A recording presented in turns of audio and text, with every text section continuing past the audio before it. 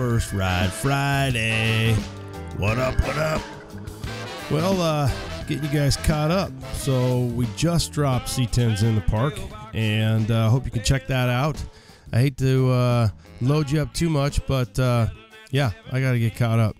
And unfortunately, I had a few things, irons in the fire, some personal stuff.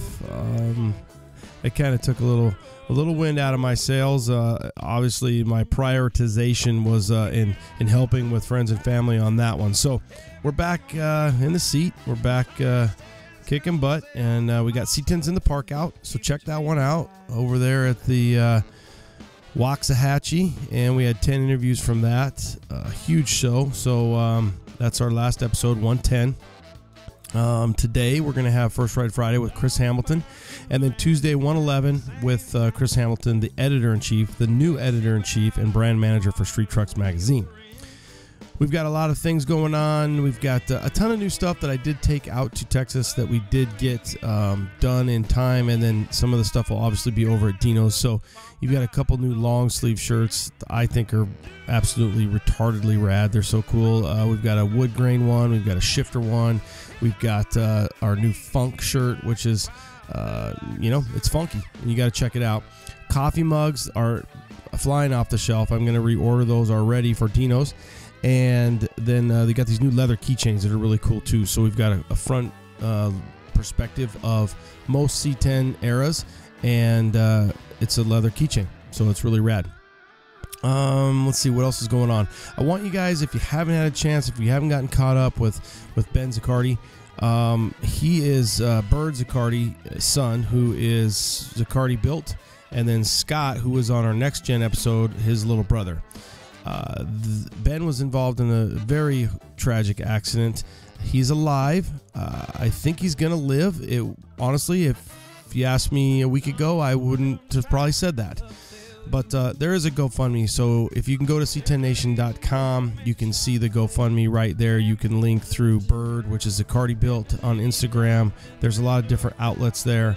But bottom line is, one of our own, his son, and a lot of trauma. I've been up to the hospital to see Ben. I've seen Bird, and the kid is an absolute fighter. Obviously, they're going to have more medical bills than they could probably ever afford in a lifetime. So I think if we can all pitch in, whether it's $1, $5, $100, whatever you have, think about it. GoFundMe, c10nation.com, and you can find that right on the homepage. So remember, First Ride Friday is brought to you by US Mags. US Mags. So where do you find US Mags? us-mags.com. And I'm going to focus in a little bit on their resto mods. So their series is so cool because when you factor in the lineage and the history of these 70s and 80s cars and trucks, US Mags looked at that. They know the styles, repeat. How about something that was once 15 is now a 17, an 18, a 20, a 22. So you've got the CUDA, the General, obviously General Lee. I mean, the styles are so rad. They're so bitchin'. The Grand Prix, the Grundy, the GT Rally. If I'm not throwing out music to your ears, the Mopar. I love the Scottsdale and the Sierra because it looks like an old school rally. And, they just made it big. So you've got a 5-lug version for two-wheel drive. You got a 6-lug for 4-wheel drive. A lot going on with US Mags. So many different options, so many different styles. Get online, us-mags.com. Peruse around a little bit, see what you think. You might find something that's in their pro touring section. They've got their Forge section. A lot of options for you to check out. First Ride Friday is also brought to you by Precision Replacement Parts. And the one thing that I really was able to talk to Derek over at C10s in the Park was their vent window program and how well that does for them. I think when they initially started the program, they didn't think, maybe it'll do okay, but we want to offer the service. Well, they can barely keep up.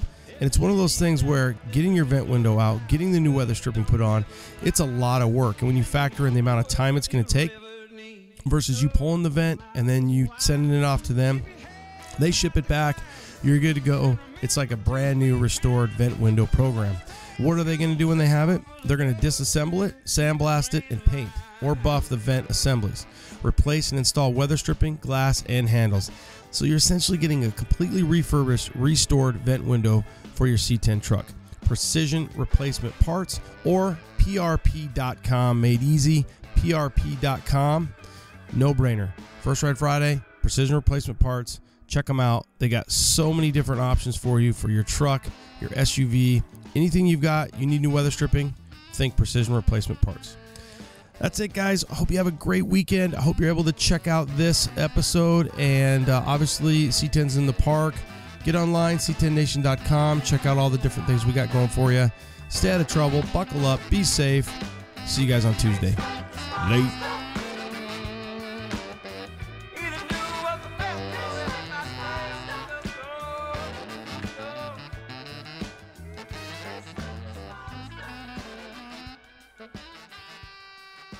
All right. C10 Nation, First Ride Friday. Well, how about a little Chris Hamilton? You might be thinking, who the hell is Chris Hamilton? Doesn't he sound like an actor? Maybe, isn't there like a famous figure skater named Chris Hamilton? Chris Hamilton is the editor-in-chief and brand manager of Street Trucks Magazine. So let's just jump right into it, Chris. First and foremost, welcome to the show. Welcome to First Ride Friday. Tell us about your first ride, bro. Thank you, sir. Appreciate it. Glad to be on. And I think you're thinking of Chris Boitano. That's Brian Boitano. I'm ashamed that I even know that, dude. But I am a kid of the '80s. But oh, well, let's see what did Brian Boitano? What did he drive? So no, what did Chris Hamilton? What was your first ride? 89 Chevy S10, white standard cab short bed, 4-cylinder.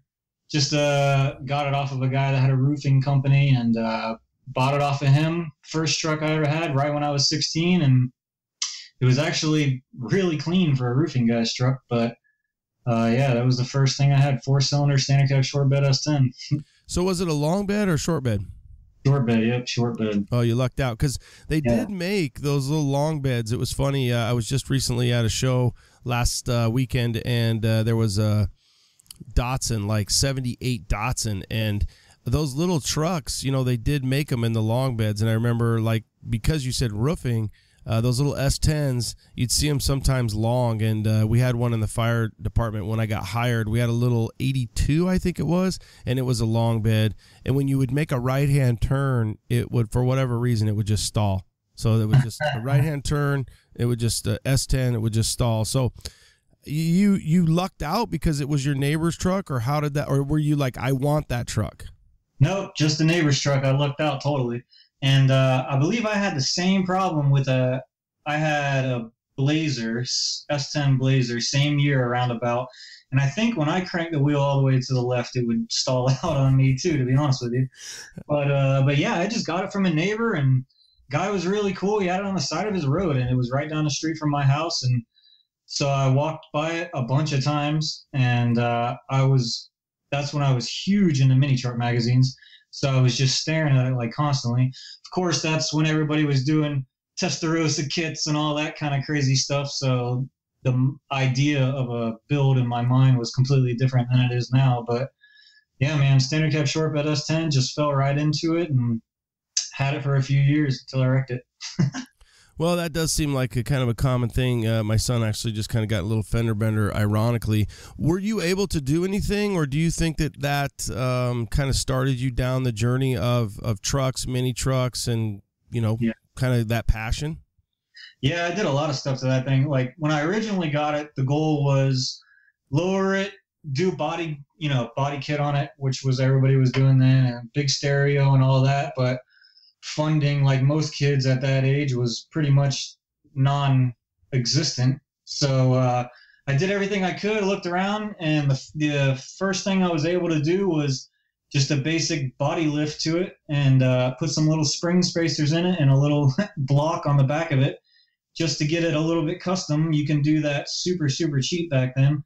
Body kits were like $99 for a bunch of pieces of plastic, and you just put them between the body and the frame, and it looks not stock. So that's kind of where my head was, and I thought it was cheap, something I could do myself, and did everything on my own. It turned out to be a lot bigger of a job than I thought it was, because I had steering column shifting on that truck, and the linkage had to be extended, and all these other things had to be done that wasn't in the $99 body kit. But yeah, I ended up doing a few different things to it, and after we played around with it around the local off-road woods and stuff like that, we finally got around to lowering it pretty down. I don't remember what the suspension kit was or anything, but we got it low, and we were just playing around with it for a little while until I smacked the girl on the way home from school. Car, not a girl. Yeah. I was like, holy shit. So you went up and then you went down, so you kind of were looking for more of a four-wheel drive look or a little bit higher look with the body lift, or with the body lift, and then you said, okay, now I'm getting ready to go down?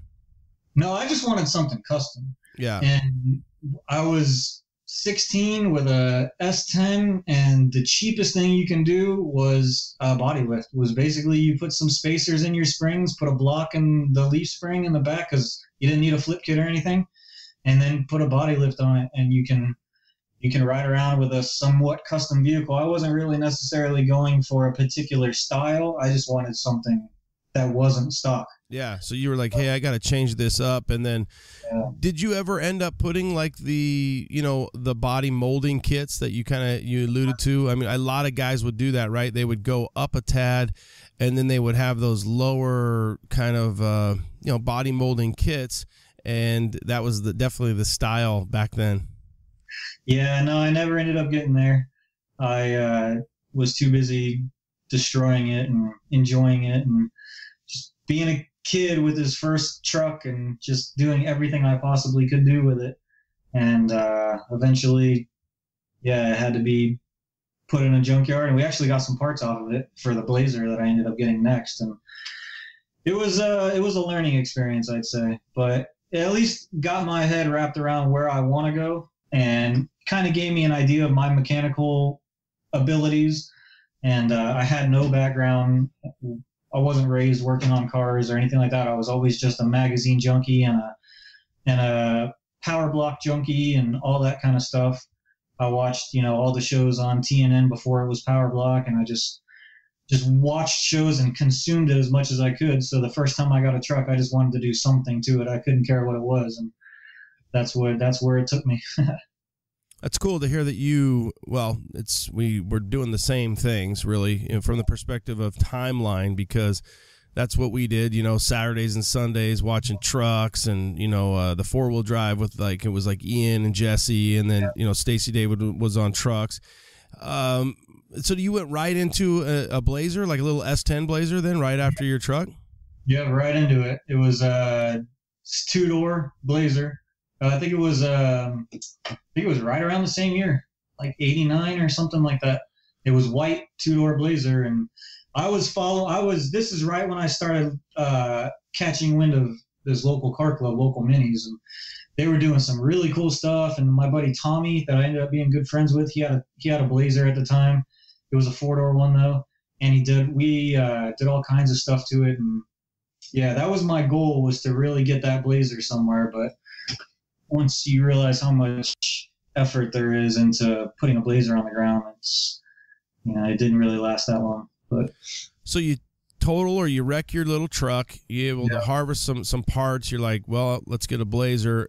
It's funny. I'm trying to think, as you're saying two-door and four-door, I'm trying very hardly to rack my brain around when I think they came out with a four-door. And I remember in 92, I remember there were some people that had the four-door. So I'm thinking that might have been right in that like a 90. I don't, I'm kind of like thinking, when did S10 and the little GMCs come out with the four-door? I know they had the Typhoon, they had the Cyclone. I would say that was like 89, 90. Yeah, so that was my year. It was the two-door Typhoon, but it was white. It wasn't a Typhoon. Yeah.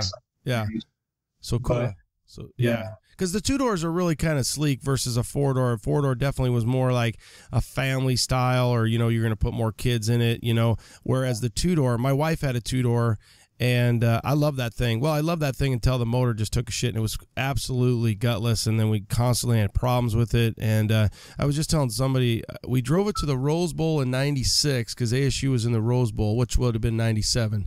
It's 96 season, 97. Drove it from AZ to Cali, and I couldn't drive it back, so I had to rent a U-Haul, and I should have just left it there. I was literally just not even worth the amount of money to bring this thing back. But nonetheless, those little 2-wheel drive, 4-wheel drive Blazers and the squares were so cool, you know? Yeah, no doubt. And then the Tahoes right after them, it just made them a whole nother thing. The 4-door or 2-door barn door Tahoes or whatever. They really brought that whole kind of Blazer look to a bigger platform. But I don't know, I always still had love for that old Blazer. But obviously everybody loves the Tahoes and stuff now. But the Blazers and the little S10s, man, that's what everybody's pretty much learned on, I would say. Well, maybe not everybody, but a lot of guys, they learned on those S10s and they learned on those Blazers a lot of stuff. Yeah, the Toyotas too back then, right? The little Toyotas, the little Nissans, the Datsuns that were still around, the Ford Courier. So you had the Blazer. Did you phase out of that from a small Blazer to a big Blazer? Did you wreck it? Did you sell it? What happened to the Blazer? The Blazer, we sold the Blazer and ended up with, I think after that we went to a Camaro because it was an IROC because I was in Daytona Spring Break Nationals. And there was a Camaro out there that was bagged, that was laid out. I don't know if anybody remembers it, but a long time ago, I think it was blue. It was a blue IROC that was bagged, and it laid out, and it was badass. And it had a huge stereo in it. And since those Camaros had those coupe or hatches in the back of them, the stereo would just thump inside those things. So, yeah, that kind of was the next goal. I was like, all right, well, trucks are kind of expensive to work on, you know, when you're super young, and there wasn't a whole lot of people doing framework or step notches or any of that kind of stuff. They were just basically doing flip kits and different springs. So I was like, all right, let's get a car. Let's do it right and get a car. We just swap out some easy suspension, put a big put a big stereo in it, and we'll be golden. But then you got a whole another world you got to deal with when you go to cars. Now you got to deal with motors running all the time and all that. With the S10s, you know, you could work on them yourself, and parts were cheap, and everybody knew how to work on them. But the suspensions weren't all that. Not a lot of people did that. Well, in the car world, it was kind of the other way around. People were loaning them and doing and all that, fixing those motors and keeping them running and everything. It was just a pain. I went through all the different trial and errors until I finally ended up with modern full-size trucks and kind of go in that direction.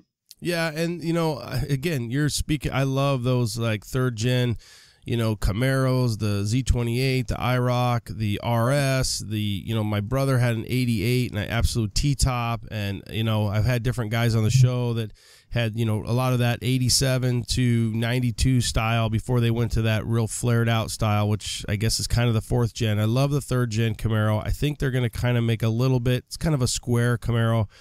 I would think the other issue becomes the interior, whereas on your little S10, you're dealing with, well, not so much the Blazer because you probably have just as much interior on a Blazer that you do on a Camaro. But nonetheless, it sounds like you had the same journey that a lot of people, a lot of our listeners, a lot of people that, you know, lived through that 80s style of GM automotive, and you kind of came out. You know, you probably had some different vehicles in the mix there. But you're back to where you belong. You're in the full size world. You know, I kind of see minis coming back though. Do you see that trend out there? I see the trend, and it's funny that you mentioned the interior thing. I want to throw out there that the interior actually was never a problem on any of my vehicles because my dad owned an interior shop and he did automotive interiors his entire life, and he did a bunch of trucks and cars throughout me knowing a bunch of guys in the show circuit and stuff like that. And he did all of my vehicles, so I really never had a problem with that. So that's kind of one area I was sort of knowledgeable with, I guess, in the automotive industry before I actually got into cars, because I would just watch him and see what he does. And, you know, there's an art to that as well. So I totally agree with you. I think the Minis has this huge movement going on. There's a couple different Instagram pages that seem to be doing some really cool stuff, like Mini Truck Makeover or Takeover, and these guys are doing really cool things. And what I think is kind of nice about it is you can get mini trucks right now, and you can get Mazdas or you can get hard bodies. They're around. There's a couple issues with, there's a couple pros and cons in my opinion. So if you're not really a big motorhead, the mini trucks are kind of the way to go, because you put a couple little parts in a little four-cylinder and it'll kind of run forever. You just keep it maintained and stuff like that, and you can kind of focus on the body and the suspension and all that kind of stuff. But when you really look at the prices of some of these mini trucks, they're almost the same price as CKs or like 90s body style F-150s, standard cab short beds. And I've read it, some other guys have posted it multiple times, and it's kind of like once you go full size, you never really want to go back to mini truck. And a lot of guys have tried it, and it's just hard. It's just so much tighter inside the cab. And once you get in a big full size truck, especially an extended cab or a four door, you get so much space. It's not necessarily about the truck; it's about the comfort, I kind of think. And so the way I see it is, the mini trucks have a big following, a big movement. Guys that aren't like real big guys kind of like mini trucks because they fit in them really well, and they can go out and get a Ranger or an S10 or something like that and keep it running for quite a while, little to no effort. To be able to find a clean mini truck out there, you can almost go out and get a CK for the same price. And the issue that I see leading after that is the aftermarket world. Right now, if you get an S10, even a standard cab short bed S10, and a CK, you could probably pretty much get them nearly the same price for the same sort of truck, as far as like what kind of shape it's in, other than the motor. But the aftermarket for CK right now is so strong.